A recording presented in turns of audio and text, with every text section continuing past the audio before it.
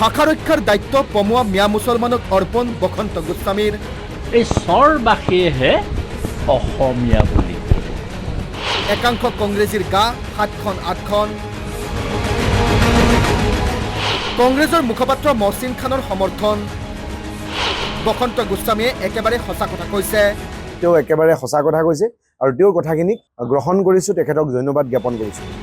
সভাপতি বসন্ত গোস্বামীৰ মিচিং বড়ো সন্দৰ্ভতো বিতৰ্কিত মন্তব্য। বড়ো জনগোষ্ঠীয়ে তেওঁলোকে কেতিয়াও অসমীয়া বুলি নকয়, বড়োৱে ক'ব, নহয় মিচিঙে মিচিং বুলিয়েই ক'ব। এই স্বৰবাসীয়েহে অসমীয়া বুলি ক'ব। জাঙুৰ খাই উঠিছে মিচিং জনগোষ্ঠীয় নেতা। বসন্ত গোস্বামীৰ পদত্যাগ অথবা বৰখাস্ত দাবী। জনজাতিসকলক বাদ দি অসমীয়া জাতি গঠনৰ অধিকাৰ সাহিত্য সভাক কোনে দিলে? মিচিংসকলৰ ওচৰত ক্ষমা খোজাৰ দাবী। এই মানুহজনক অতি শীঘ্ৰে আচলতে অসম সাহিত্য সভাৰ সভাপতিৰ পদবীৰ পৰা অতি শীঘ্ৰে আচলতে বৰখাস্ত কৰিবৰ কাৰণে আমি দাবী উত্থাপন কৰিছোঁ। সাহিত্য সভাৰ সভাপতি ডক্টৰ বসন্ত গোস্বামীয়ে ভাষা ৰক্ষাৰ দায়িত্ব পমুৱা মিয়া মুছলমানৰ হাতত অৰ্পণ কৰাত মিয়াৰ প্ৰবক্তা শ্বেৰমান আলী আহমেদ উৎফুল্লিত হৈ উঠাৰ সমানে একাংশ কংগ্ৰেছীৰ গাতো তৰণি নোহোৱা হৈছে। বৰ ভাল হৈছে বুলি শ্বেৰমানে সাহিত্য সভাৰ পৰা আনুষ্ঠানিক বিবৃতি আশা কৰাৰ সময়তে কংগ্ৰেছৰ মুখপাত্ৰ মহচিন খানে মিয়াৰ ব্যাখ্যা আগবঢ়াই বসন্ত গোস্বামীৰ মন্তব্যক সমৰ্থন কৰে। সভাপতি বসন্ত গোস্বামীয়ে একেবাৰে সঁচা কথা কোৱা বুলি কয় কংগ্ৰেছ মুখপাত্ৰজনে।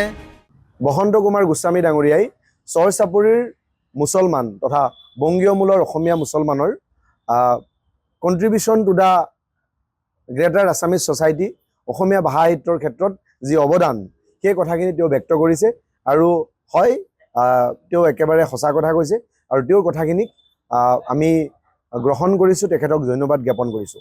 এই মুছলমান মানুহখিনিক বংগীয় মূলৰ চৰ চাপৰিৰ মানুহখিনিক লৈ পেলাই যিটো ৰাজনীতি হৈ আছে, এই ৰাজনীতি হ'ব নালাগে।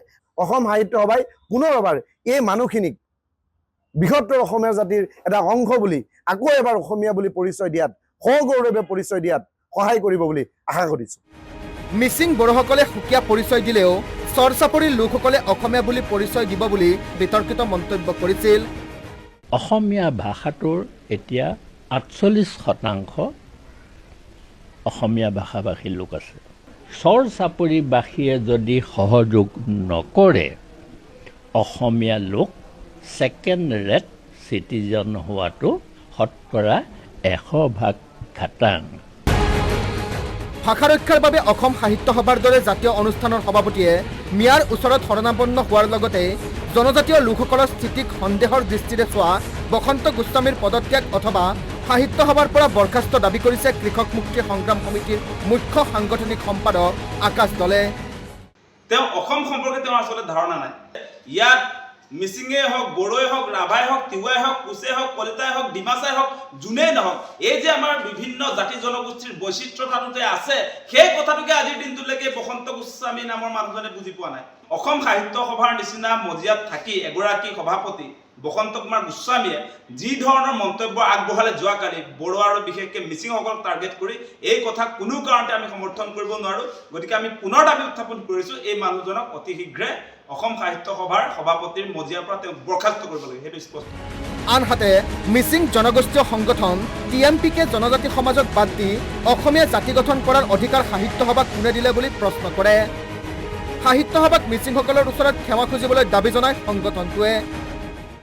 অসমৰ জাতি জনগোষ্ঠীৰ প্ৰতি যদি আপোনালোকৰ কোনো ধৰণৰ আচলতে দায়বদ্ধতা নাই, আপুনি যদি একোৱে বুজিয়ে নাপায়, আমাৰ অসমত থকা আমাৰ বিভিন্ন জাতি জনগোষ্ঠীৰ যদি নিজস্ব কৃষ্টি সংস্কৃতি ভাষা সাহিত্য যদি নাথাকে, তেনেহ'লে কিহৰ অসম এইখন?